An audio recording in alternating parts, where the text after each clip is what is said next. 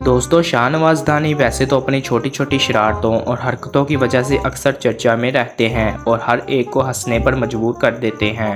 इन दिनों शाहनवाज धानी पाकिस्तान शाहीन टीम में जिम्बाब्वे के खिलाफ ओडीआई सीरीज खेलने के लिए जिम्बाब्वे गए हुए हैं, जहां इन्होंने बेहतरीन बॉलिंग की सीरीज के बाद खूब हल्ला गुल्ला भी किया। पाकिस्तान क्रिकेट टीम के फास्ट बॉलर शाहनवाज धानी जिम्बाब्वे में बच्चों के साथ घुल मिल गए और इनका उनकी ज़ुबान में गाया गया गाना भी सोशल मीडिया पर खूब वायरल हो रहा है।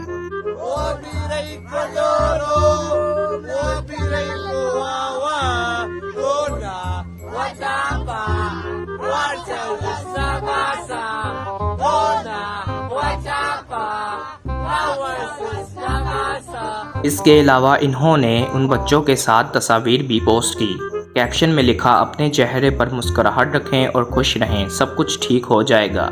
इससे पहले शाहनवाज धानी ने इंस्टाग्राम पर सिकंदर रजा के साथ भी तस्वीर शेयर की थी, जिस पर इन्होंने बताया कि सिकंदर रजा ने इन्हें घर पर दावत दी थी।